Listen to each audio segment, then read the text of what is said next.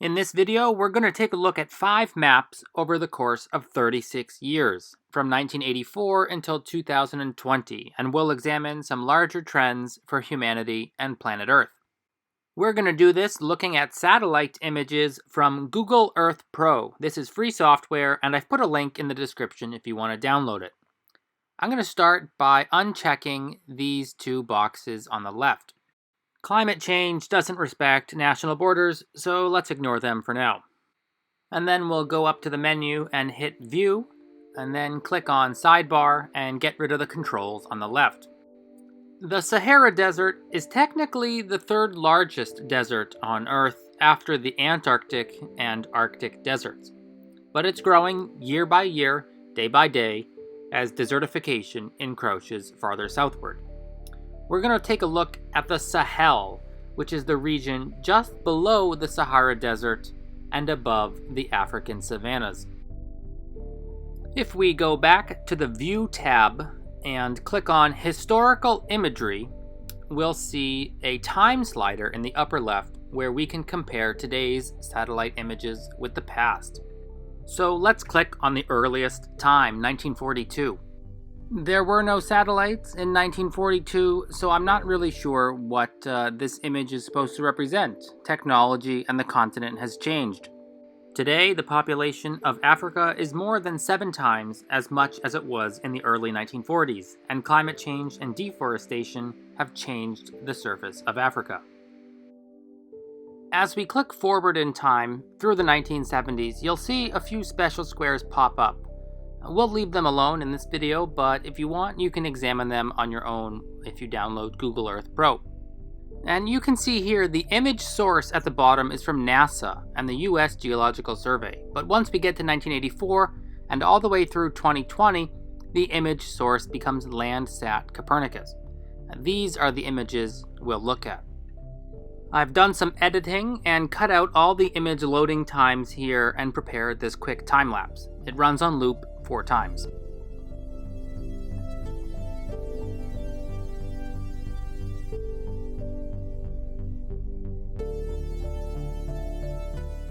Pay special attention to the growth of the Sahel and to the coast of East Africa.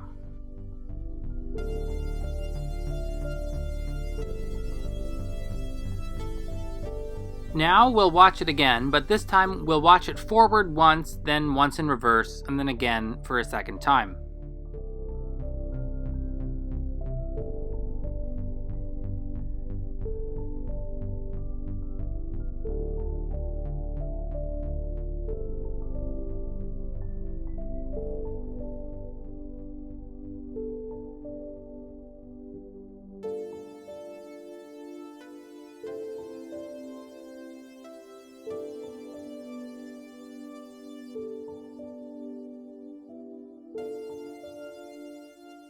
And here it is in 1984 compared to 2020.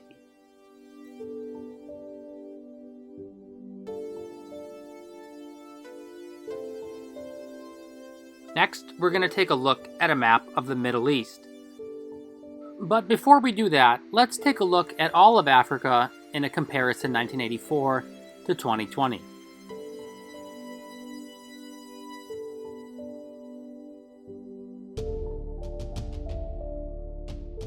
Okay, let's move away from most of Africa to take a look closer at the Middle East.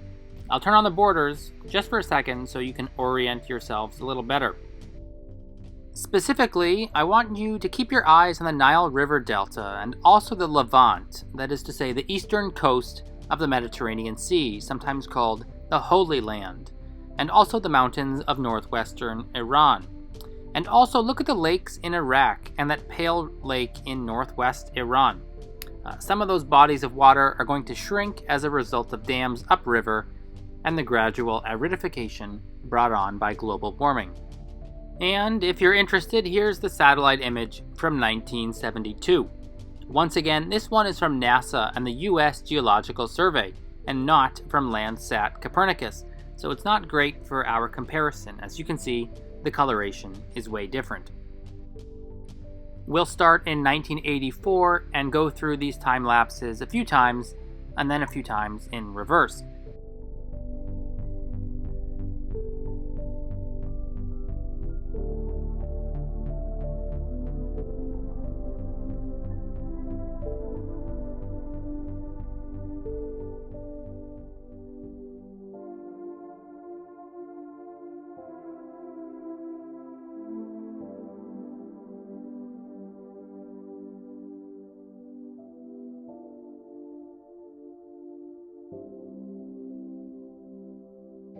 I did some editing just to make this look a little bit smoother. Usually it takes longer to load the Google Earth images.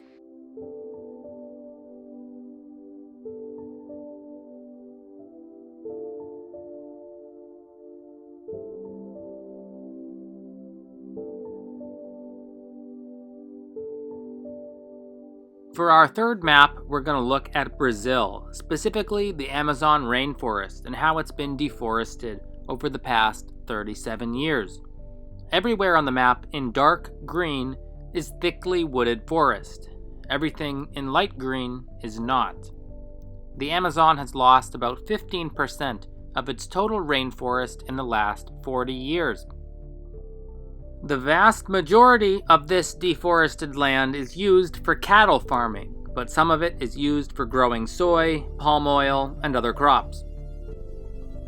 The Amazon rainforest is like planet Earth's air conditioner.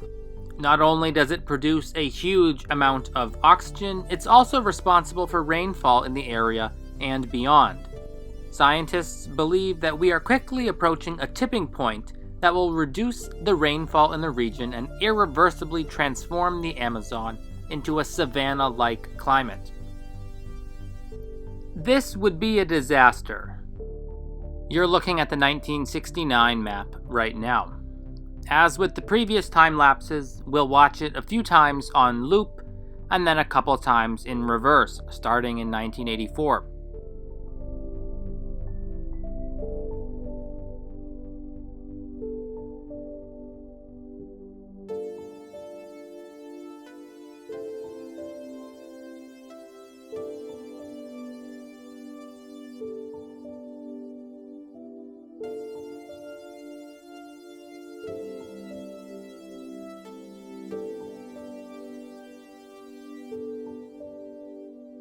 Every year, the planet loses forest cover roughly equal to the size of Ireland.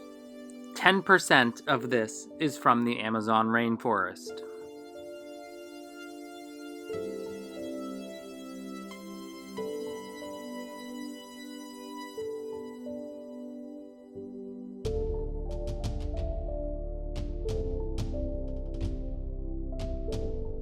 Okay, our fourth map is going to take a look at the United States, specifically the growth of Clark County in Nevada.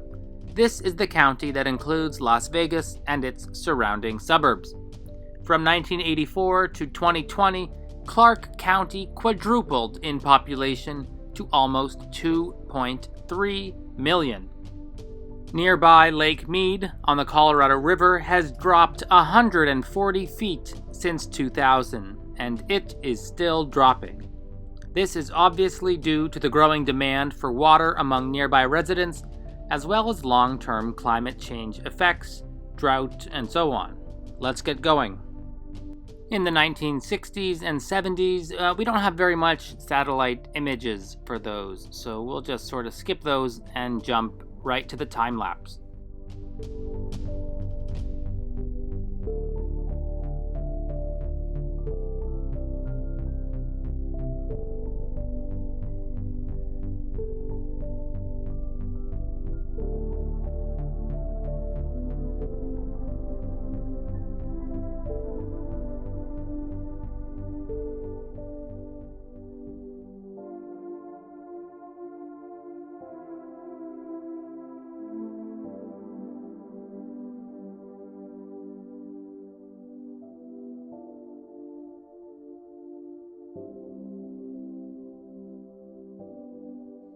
Lake Mead is doing all right until about the year 2002, when you can see it start to really drop. As of September 2021, it's at 35% of its maximum capacity. This is not an isolated story.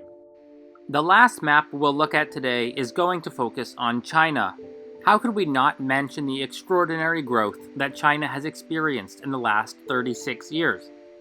This is a map of parts of the east coast of China, and a good deal of the inland as well.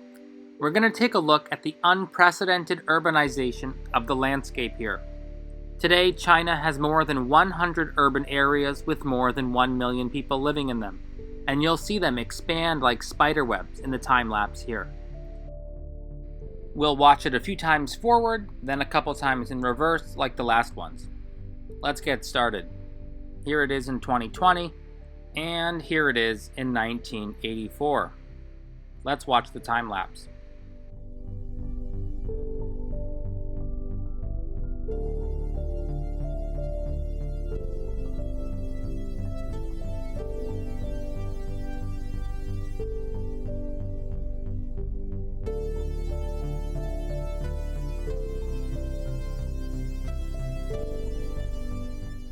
One reason why you see the map becoming less green and more pale is because of air pollution.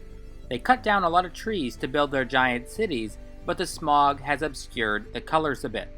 So this time lapse is just as much about the growth of cities as it is air pollution, and obviously these two things are very closely related.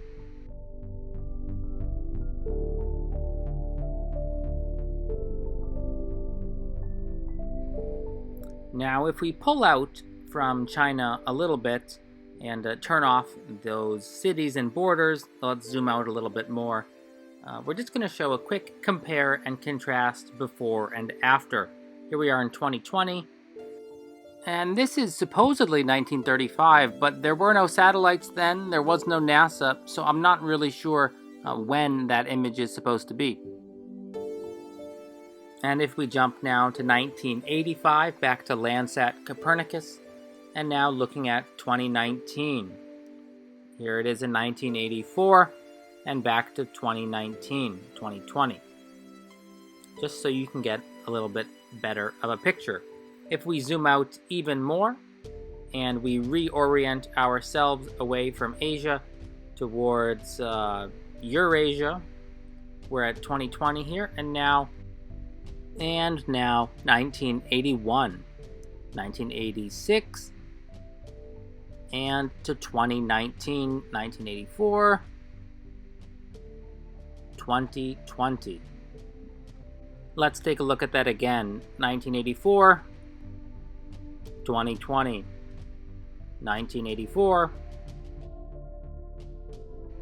2020.